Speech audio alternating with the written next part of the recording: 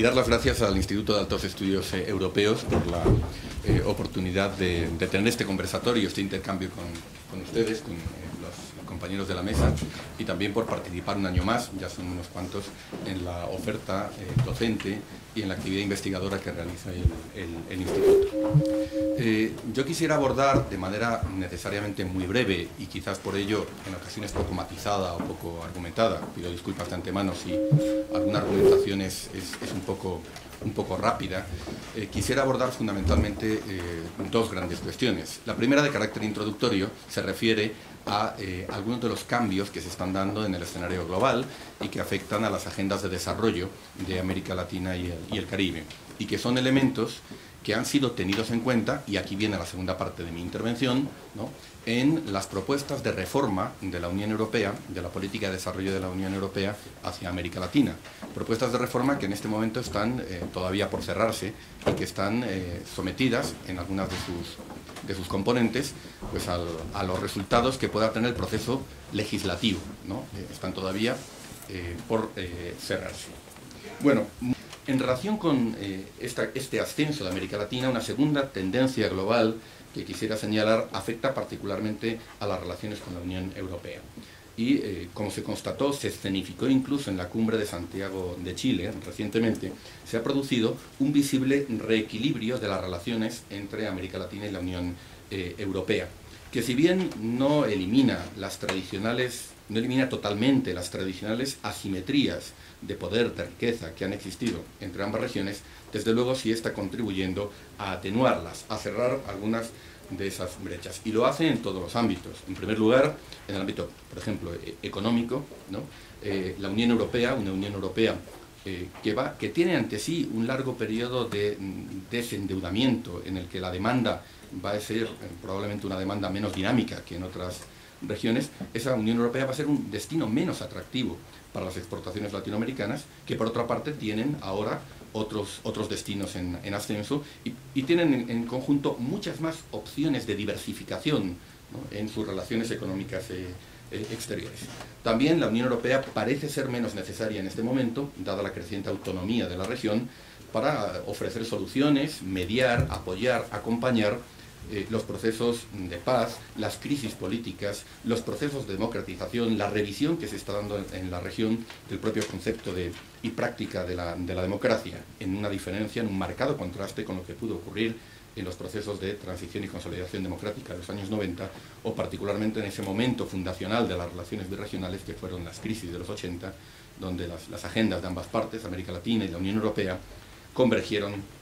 sobre una base de principios compartidos. Y es que pareciera que el brillo de la Unión Europea como modelo de integración, como modelo exitoso de integración económica y de gobernanza multinivel en el ámbito político, de gobernanza democrática cosmopolita, ese modelo parece estar perdiendo brillo en una América Latina que está experimentando con sus propias opciones, con sus propias soluciones. A ello no es ajeno, obviamente, la profunda crisis que la Unión Europea ha estado atravesando, una crisis que al menos en el año anterior alcanzó, y así nos lo dijo recientemente el presidente del Eurogrupo, alcanzó proporciones, un carácter verdaderamente existencial. Fue una auténtica crisis existencial, y creo que no es exagerado afirmar que está siendo la crisis más profunda que la Unión Europea ha vivido desde su creación. Creo que, por lo tanto, las relaciones, sin que haya desaparecido esa asimetría que sigue estando ahí, no podemos obviarlo, de poder y riqueza, están tendiendo a un cierto reequilibrio que va a permitir un diálogo más horizontal, ¿no?, y quizás menos paternalista que lo fue en el pasado. Ese ascenso de América Latina viene acompañado también de un creciente proceso de diferenciación interna. La región es mucho más heterogénea que en el pasado. Siempre fue muy heterogénea, desde luego más de lo que a lo mejor las visiones simplificadoras de Europa queríamos aceptar. Pero encontramos brechas crecientes en cuanto a desempeño económico, en cuanto a problemáticas de desarrollo, en cuanto a proyectos políticos, ¿no?, que hoy recorren la región. Tenemos particularmente una agenda diferenciada de desarrollo entre los llamados países de renta media y sobre todo los países de renta media alta y otros países que continúan en la renta media baja o incluso en la renta baja. Esto, ya lo adelanto, en términos de las políticas de cooperación al desarrollo, tiene importantísimas implicaciones, porque obviamente no sirve la talla única ni estrategias comunes para realidades de desarrollo que son muy distintas. E incluso para instrumentos concretos, como es el de la ayuda al desarrollo, esta creciente diferenciación interna a la región es muy relevante. La ayuda al desarrollo, sea comunitaria o sea de los Estados miembros, es importante en términos de financiación externa cada vez para un grupo más reducido de países, ¿no?, en el área andina y sobre todo en el área de Centroamérica y el Caribe. Mientras que para la mayor parte de los países de la región, Colombia incluida, la ayuda al desarrollo es una fuente de financiación externa que tiene cada vez menos peso respecto a otras corrientes y otros flujos de capital externo, como pueden ser desde las remesas de los migrantes hasta el capital de inversión de las empresas multinacionales, la inversión extranjera directa, que ya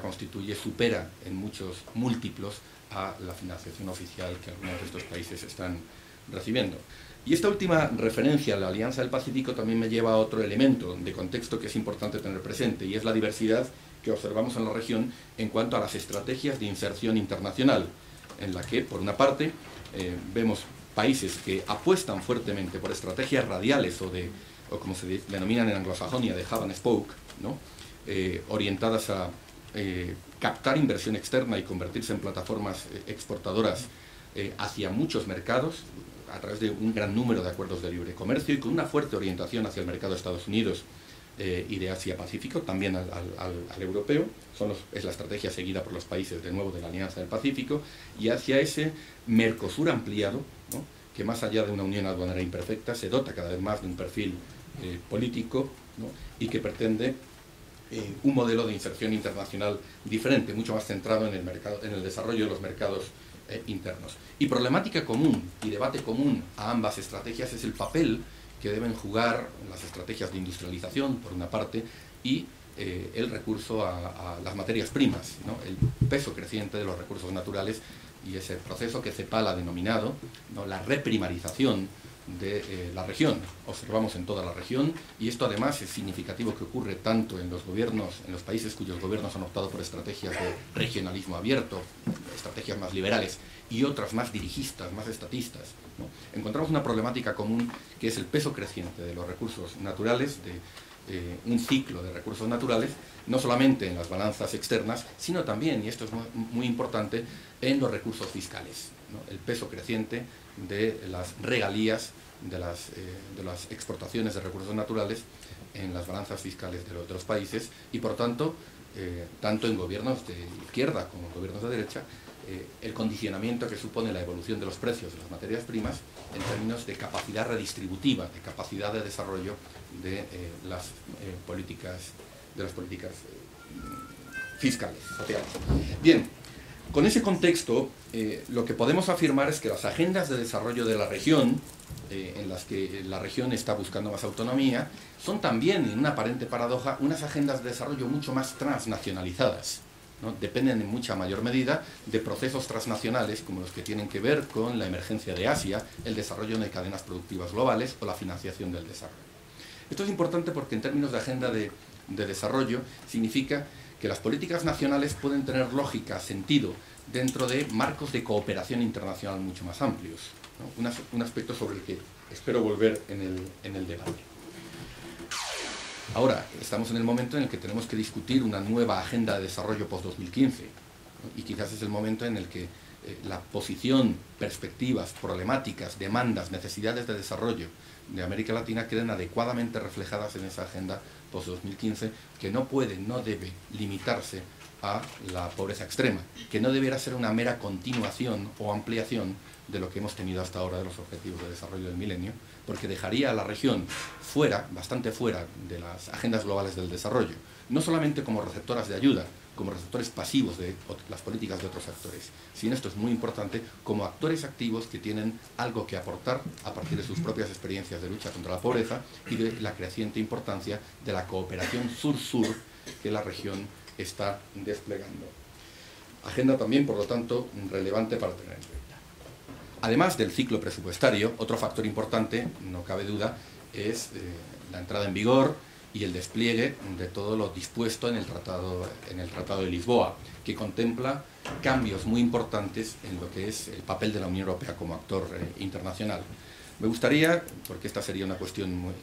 que llevaría mucho tiempo, pero me gustaría destacar particularmente un aspecto que afecta a la política de desarrollo. Y es que, por una parte, los objetivos de lucha contra la pobreza, que hasta el Tratado de Lisboa eran objetivos que afectaban a la política de desarrollo de la Unión Europea, ahora son objetivos que conforman el conjunto de la acción exterior de la Unión Europea. Se ha producido, por lo tanto, un visible ascenso de la lucha contra la pobreza global con el Tratado de Lisboa dentro de lo que sería el conjunto de la acción exterior. Hoy es un objetivo transversal y que, por lo tanto, no solo afecta a la política de desarrollo, sino que tiene que afectar al conjunto de la política exterior, a la política comercial y a otras políticas que desarrolla la Unión Europea y que afectan a países terceros, ¿no? Tratado de Lisboa y reforzamiento de la acción exterior de la Unión, por una parte, perspectivas financieras y discusión de las prioridades y medios para la acción exterior de la Unión, unidos a las tendencias de cambio global que antes he mencionado, han llevado a una reflexión en la Unión que ha tenido como resultado concreto un ambicioso programa de reforma de la política de desarrollo, que es el denominado el Programa para el Cambio. Y el Programa para el Cambio se basa en dos grandes principios, ¿no?, de política, que son el principio de diferenciación y el principio de concentración de la ayuda. Este Programa para el Cambio, es el título que tiene el documento de la Comisión que lo plantea, pretende concentrar la ayuda de la Unión Europea en un número mucho más reducido de países y de prioridades políticas, ¿no?, y que concretamente son democracia, derechos humanos y crecimiento integrador. También pretende concentrar la ayuda en los países más pobres y en los estados frágiles, los denominados estados frágiles. Esta mayor concentración de la ayuda responde a un imperativo de eficacia, ¿no? En vez de estar haciendo de todo en todas partes, se pretende buscar menos sectores en un número mucho más reducido de países.